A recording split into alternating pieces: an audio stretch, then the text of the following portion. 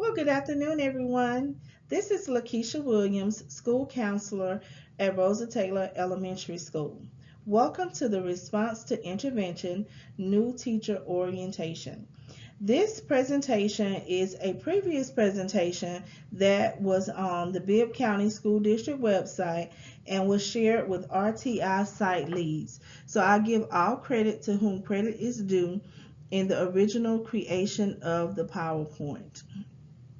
The vision of our school district is each student demonstrates strength of character and is college or career ready. Our mission is the Bibb County School District will develop a highly trained staff and an engaged community dedicated to educating each student for a 21st century global society. I would like to say, welcome, new teachers. This is my 15th year in the profession, and it has definitely been an awesome journey. Our district values are competence, loyalty, open communication, defined autonomy, and honor. As your school counselor and as the counselor for our students, I believe in open communication as we work through difficulties, challenges, and triumphs in order to see our students' success. Just a little about me. This is my 15th year in education. I started out in 2004 as a teacher of language arts and social studies at Weaver Middle School. I was a teacher for 3 years, and then I was a middle school counselor for 7 years. So 10 years of my educational experience was spent in the middle school. For the last 5 years, I have been a counselor at Rosa Taylor Elementary School. I am a product of Bibb County Public Schools and a graduate of Northeast High School in Macon, Georgia. So go Raiders. This is just a little about me. Teachers, as I walk through the building, I see that you have your biographies up, and I just wanted to share a little information about me and my journey. Norms. For our meetings that you set throughout the building, for our RTI data team meetings, our RTI parent meetings, for your parent conferences, I encourage you to develop norms. Norms help everyone to work toward the goal of the meeting.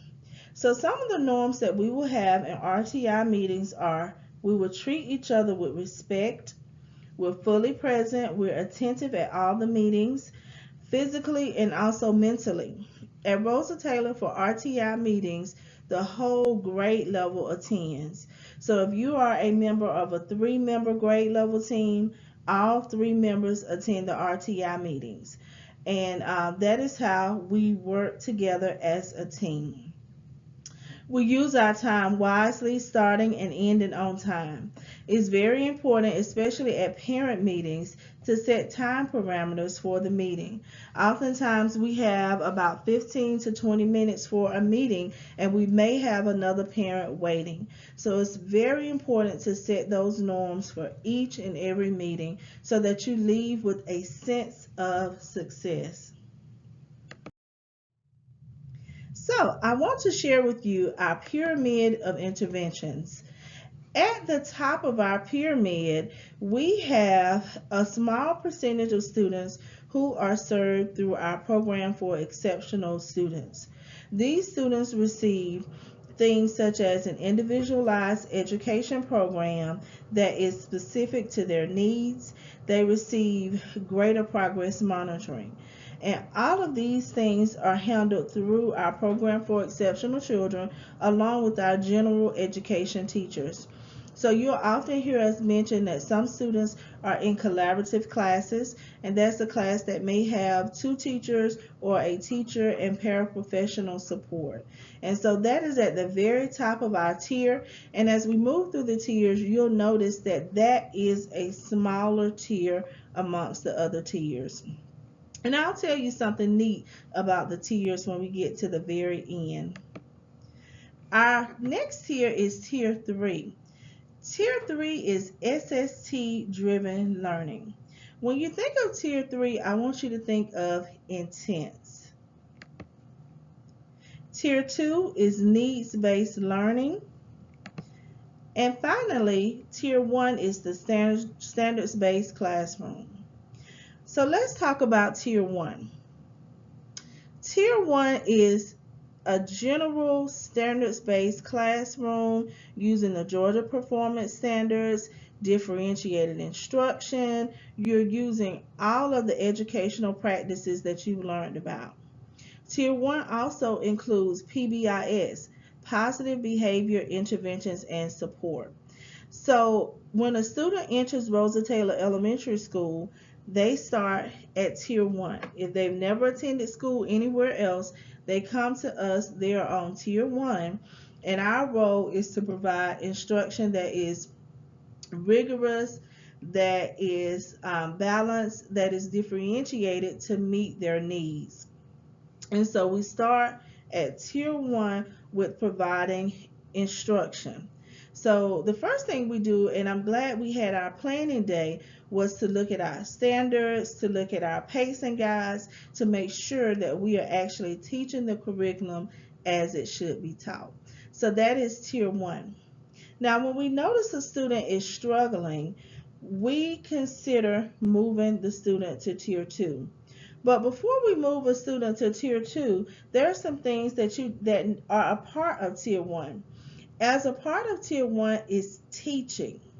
That is teaching a student the curriculum and teaching a student how to behave. Oftentimes, when we consider behavior, we must teach behavior standards. How do we enter the classroom? How do we go to the bathroom? How do we walk into the hallway? So Tier 1 is teaching content, teaching skill set, and also teaching behaviors. Tier 1 focuses on building relationships with students and with families.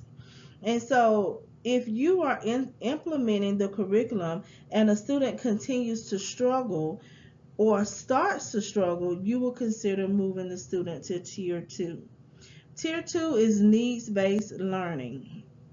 So I want to mention that in addition to everything that's on Tier 1, students will start to receive Tier 2.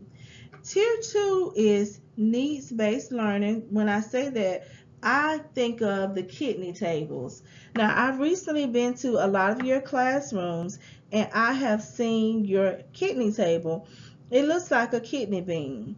Tier 2 is pulling those students to the side who have common needs and providing them with research-based interventions.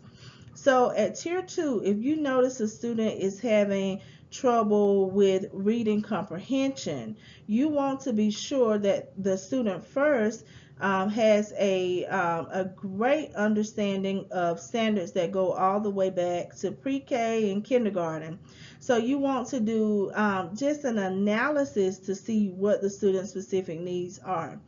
Once you've decided that the student has a particular need, you will group that student with other students who have the same or similar need, and you will provide a research-based intervention. And what I mean by that is research-based interventions have been researched over time with students in our district and students in different districts nationwide, and they have results on the effectiveness of the intervention. So when you consider Tier 2 interventions, these are things that are common amongst the grade level. So as a school, we have a bank of Tier 2 interventions for reading fluency, for reading comprehension, for math computation, also math application. Interestingly, this year we will receive a new phonics program. So when you think of Tier 2, think of when a student is struggling or when a few students are struggling in your classroom. It may be 3 students to 5 students who are struggling. Think of pulling those students to the side, to the kidney table, to provide them with research-based, or evidence-based interventions. And there are numerous interventions that we can talk about in at a later time. Tier 3, if a student does not do well on Tier 1, standards-based instruction. If the student does not do well on Tier 2, and you're pulling them to the side and you're providing Tier 2 interventions for at least 60 minutes a week, you can consider moving the student to Tier 3. Tier 3 is intensive. When I say intensive, I mean that you have increased the frequency or the duration of the intervention. Students who are on Tier 3 often receive individualized one-on-one or one-to-two intervention. That means instead of pulling the student aside to the kidney table with 3 to 5 other students, you may pull the student one-on-one, or you may pull the student 1 to 2. But this is where you really key in on the student's specific needs, and the intervention is very specific, it's very intense. And those are our students who are on Tier 3. And finally, you have students who are served through the Program for Exceptional Children. So these are our tiers. At the end of the presentation, you will see a district-wide handbook that will provide you more specific information on each of the tiers. So RTI is engaging in a relentless pursuit of success for every student. When you think of RTI, response to intervention, think of the word response. How is the student changing? How is the student becoming better in regards to the intervention? So when I think of an intervention, I usually, RTI comes from the medical model. So I consider if a person goes to the doctor and they have high blood pressure. So the doctor says, hey, here's the problem. The first thing that they may do before prescribing medication, they may tell you to watch your salt intake, watch your diet, watch your stress level. You need to walk and exercise. So those would be all of the things that they would recommend, and those things would really be maybe on Tier 2. They say, well, you need to watch what you're eating, watch your diet, watch stress. If you go back to the doctor and your blood pressure is still elevated, he may say, well, hey, we need to put you on medication.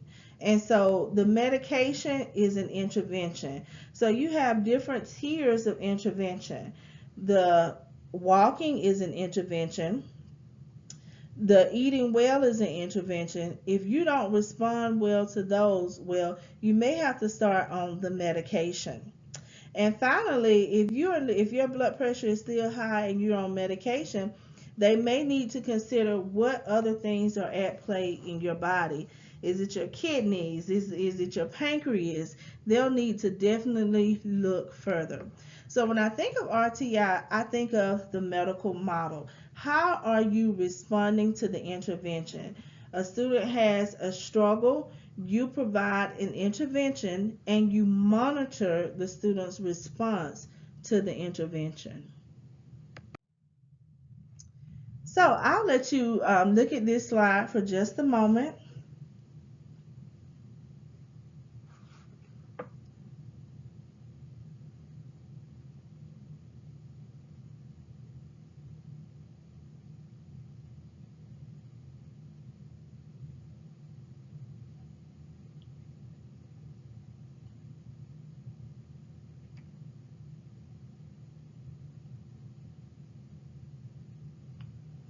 RTI is preventative. We want to prevent our students from failing behaviorally, academically. It is continuous. If a student does well, they can move up or down the tiers. It is data-based. It's a database process that we use to understand students' needs. It's based on high quality instruction. Also high quality intervention that is matched to the student's needs. When you think of RTI, think of a problem. Remember in the previous slide, if your blood pressure is elevated, that's a problem. If a student is not reading on grade level, that is a problem. If a student is not meeting positive behavior standards, that is a problem. We use RTI as a way to solve problems. So we look at the problem and then we develop effective instructional plans, intervention plans, and action plans. This is a key part of the RTI process, is to look at the instruction. Go back and make sure that we are teaching the curriculum and that we are meeting the needs of all students. We never want to just put students on RTI or just do RTI. Our goal is to make sure that our students are successful on each grade level and also successful in life. When you think of RTI, remember our strategic priorities as a district. The first one was get students reading on grade level. And the second one was to have students do well on the Georgia milestones. At the convocation, our superintendent encouraged us to work to have a CCRPI score that is above 70. So when we think about the RTI process, we are thinking about all of those things: reading on grade level, the Georgia milestones, and a CCRPI score of greater than 70. Even greater than that, we're thinking about having our students ready for careers. Okay, so these are our RTI school elementary teams, and we'll talk more about this later, but I'll just let you look through it. These are some of the things that our teams will work on.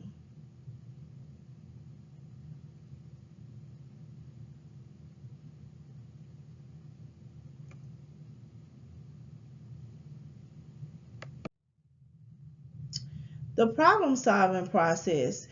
As a teacher, you will work to first identify the problem.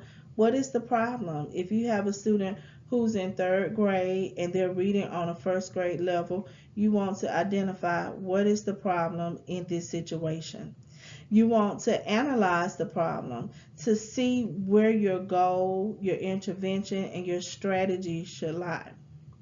Then you want to develop instruction and intervention to meet the goal. And finally, you want to evaluate your process. So this is the problem solving process that we use throughout RTI.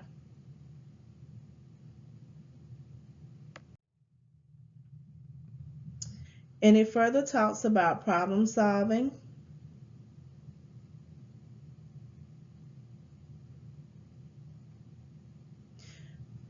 We are inquiry based. That means we do ask questions to address the identified problems. RTI is collaborative. We'll sit and talk together. We never work on RTI in isolation. The decisions that we make about the instruction of our students are group decisions. They are collaborative decisions. And one of our goals as a district is to be a PLC, a learning community, a professional learning community. So we do strongly focus on collaborating through the RTI process. Also, it's an opportunity for each level of an organization to examine the barriers that are related to the issues. If you have a whole group of third grade students who don't know a particular standard, then you want to go back to the curriculum to teach that standard. So it's heavily focused on instruction, intervention. Also, it's focused on reflection of the curriculum, reflecting on how your students are doing and providing those interventions to help them to do better.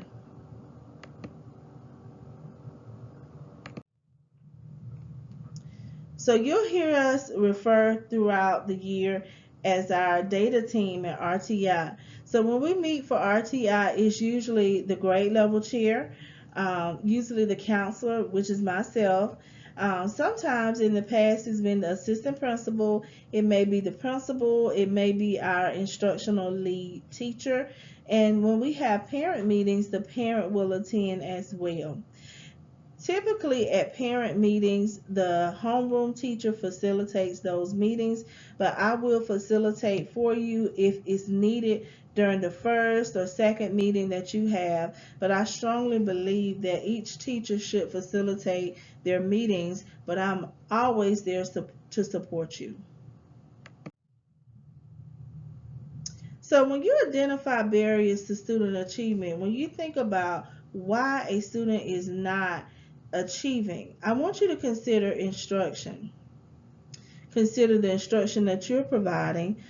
Also, it's important for us to do vertical teaming to consider the instruction that's going on in the grade level before students come to you. Consider the curriculum, the Georgia Performance Standards. Oftentimes, we have a way of doing things. We want to do things like we've always done them.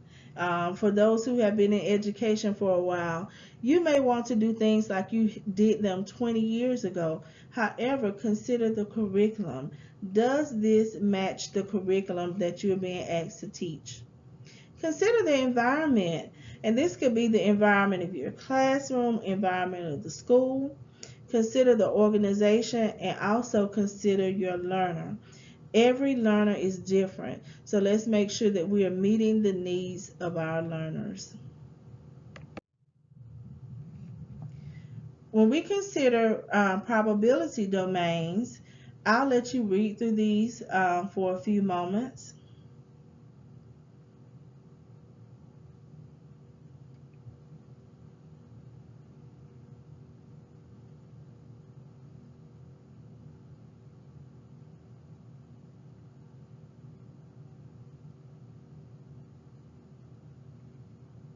One of the things that I notice here is the mention of learning environment that is conducive to learning. That is very important when you are giving instruction. Also, is equally important when you're giving intervention. During the intervention process, you may be working with 3 to 5 students, and the teachers always ask, well, what are the other students doing? So that is a process of building up the environments so that it is conducive to instruction and also that it's conducive to intervention.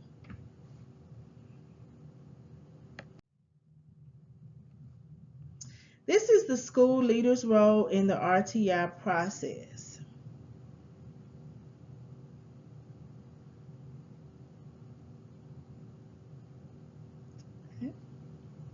One of the things that we need to consider is sometimes there are tier 1 solutions to large scale problems. So when we see a grade level students and they're having difficulty with their facts, their math facts, we want to consider, is there something that we can do as a school that's on tier 1 to help all children? So you saw the pyramid, and most students in your school building should be on tier 1. So we want to consider that. One of the things I want to mention is that each day we have a 45-minute intervention period. And so that period, each grade level designs how that period is used. Sometimes that period can be, for some students, it could be enrichment, it could be intervention, it could be many things, but it's very important that the time is used wisely for both instruction and intervention for our students.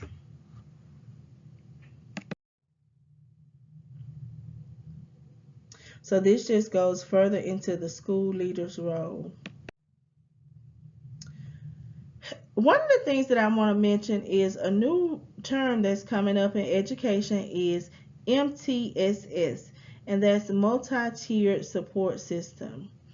It's a continuum of intervention supports designed to ensure each student masters grade level standards.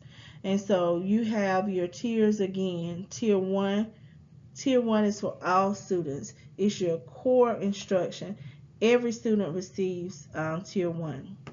Students who are on Tier 2 will receive Tier 1 plus supplemental instruction of Tier 2. That means intervention provided to students in need of supplemental instruction. So for your classroom, Tier 2 would be maybe 3 to 5 students who need supplemental instruction. So they receive all of Tier 1 plus they receive Tier 2.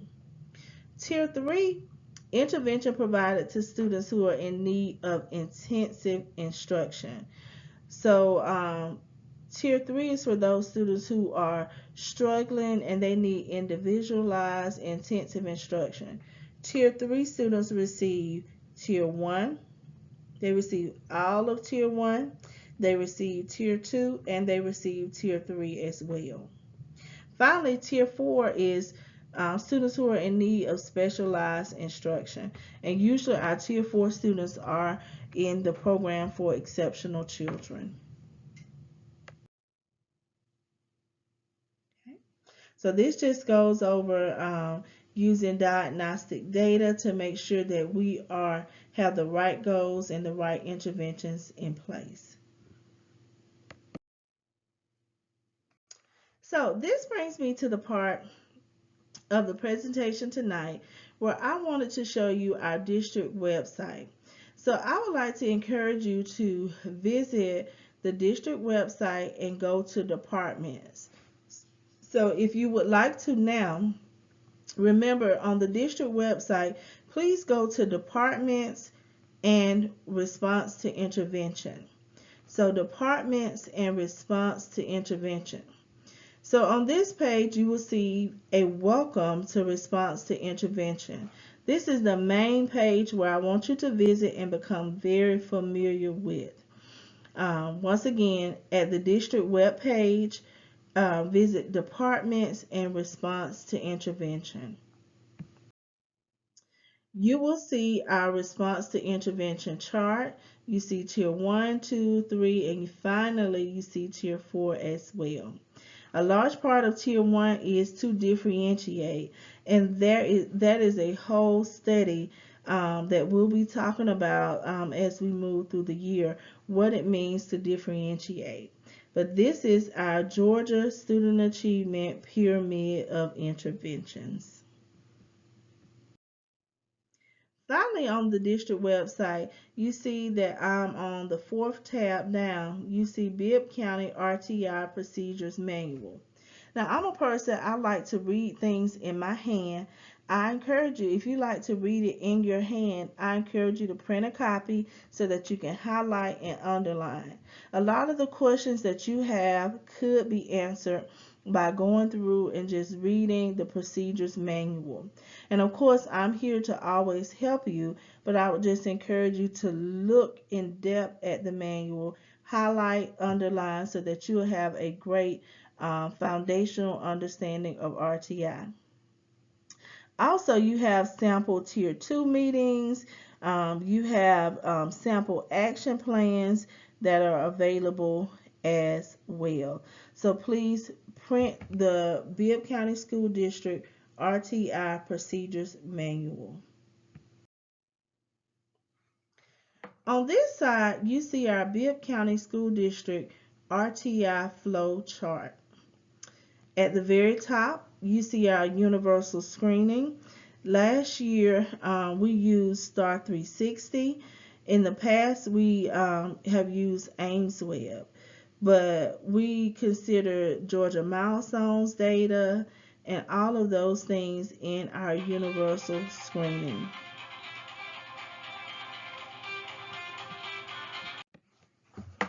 And so this is our flow chart. You can see that we look at the universal screening data in our RTI core team, and then we consider students who are on each tier. So you can see the things that are done on Tier 2. This flow chart has been out about maybe 4 or 5 years, but it's very essential because it tells you each step that you would do in the process. It tells you when to obtain parent permission. It tells you about hearing vision, what to do if the goal is met. So I encourage you to print out the flow chart for your use. The bottom half of the flow chart tells you about Tier 3, and Tier 3 is also called SST. As part of a rule for our school district, each school must have one Tier 3, and we do have Tier 3s at our school, and that's one SST. Invited to SSTs, Tier 3 RTIs, we always try to invite the school psychologist, the speech language pathologist, our special education teacher. If our social worker is needed, we make that invite. We also invite the ESOL teacher as well.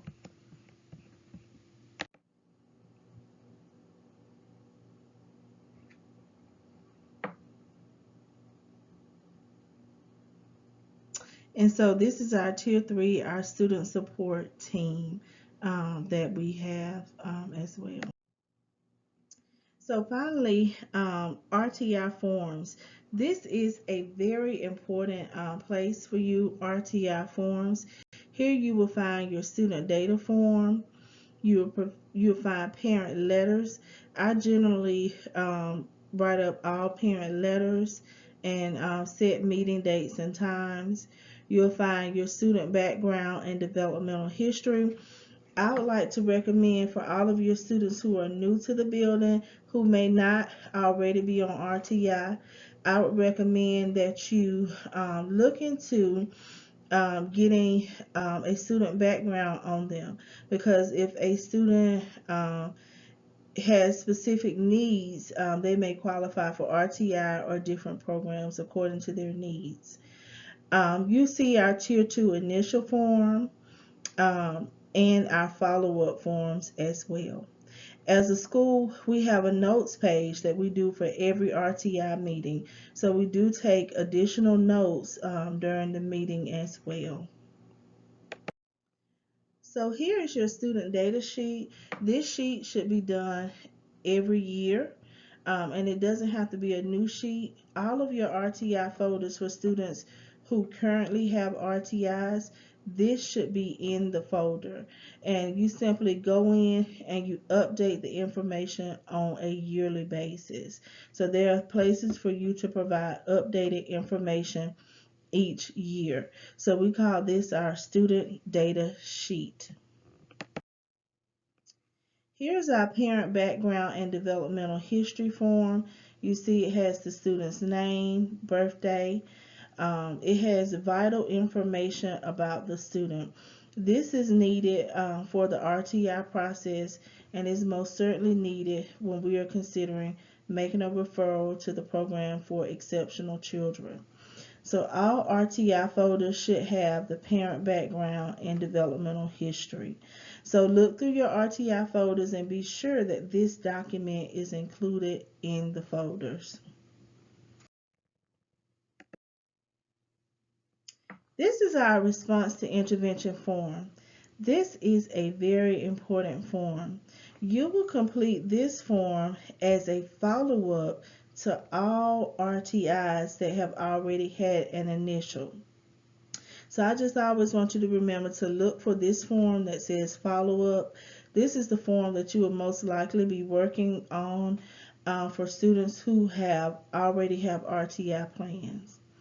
And you'll see the student name and vital information.